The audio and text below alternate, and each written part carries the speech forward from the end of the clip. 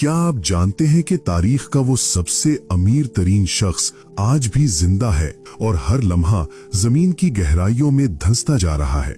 आखिर उसके पास ऐसी कौन सी ताकत थी जिसने उसे मिट्टी को सोना बनाना सिखा दिया? वो कौन सा शैतानी इल्म था जिसने गरीब इंसान को फिरौन से भी ज्यादा मगरूर बना दिया और फिर वही दौलत उसका कफन बन गई। आज हम तारीख के उस स्याह बाब को खोलेंगे जिसके पीछे छुपे इबरत के निशान आज भी पुकार पुकार कर इंसान को उसकी हकीकत याद दिलाते हैं। लेकिन इससे पहले अगर आप हमारे चैनल इस्लामिक सीरीज पर नए हैं और इसी तरह की ईमान अफरोज वीडियोस देखना चाहते हैं तो अभी हमारे चैनल को सब्सक्राइब करें और बेल आइकन को जरूर दबाएं ताकि हमारी हर नई आने वाली वीडियो सबसे पहले आप तक पहुंच सके। कारून कोई मामूली शख्स नहीं था बल्कि वो जलीलुल कद्र पैगंबर हजरत मूसा अलैहिस्सलाम का करीबी रिश्तेदार यानी उनका चचाजाद भाई था। रिवायात में आता है कि वो शुरू में निहायत गरीब, उसकी आवाज में बला का जादू था और वो तौरात की तिलावत निहायत दिलकश अंदाज में किया करता था। उसकी तिलावत में ऐसी मिठास थी कि लोग सुनकर दंग रह जाते।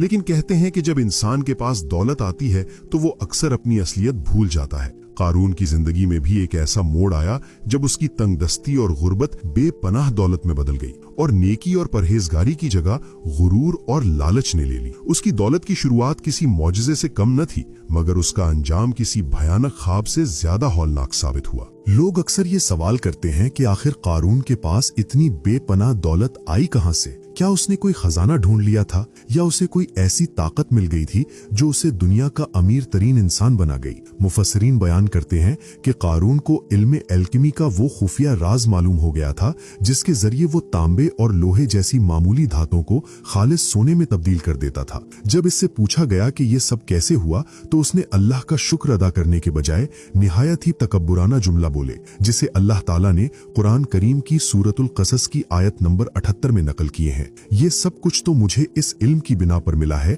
जो मेरे पास है। यानी उसने अपनी कामयाबी का सेहरा अल्लाह के बजाय अपनी अक्ल और महारत के सर बांध दिया। यही वो पहला मकाम था जहां से उसकी बर्बादी का आगाज हुआ। कारून की दौलत का अंदाजा इस बात से लगाया जा सकता है कि अल्लाह ताला ने कुरान मजीद की सूरतुल कसस आयत नंबर 76 में उसकी सरवत का नक्शा यूं खींचा है और हमने उसको इतने खजाने दे रखे थे कि उनकी चाबियां एक ताकतवर जमात के लिए उठाना मुश्किल था। वो जब अपने महल से निकलता तो उसकी सवारी और उसका शाहाना ठाट बाट देखकर लोग दंग रह जाते। वो सोने और जवाहरात से लदे हुए घोड़ों पर सवार होता और हजारों खादिम उसके आगे पीछे चलते। दुनिया परस्त लोग उसे देखकर हसरत से कहते, जिनके अल्फाज को अल्लाह ने कुरान करीम की सूरह अल कसस आयत नंबर 79 में कुछ यूं बयान किया है, काश हमें भी वही कुछ मिल जाता जो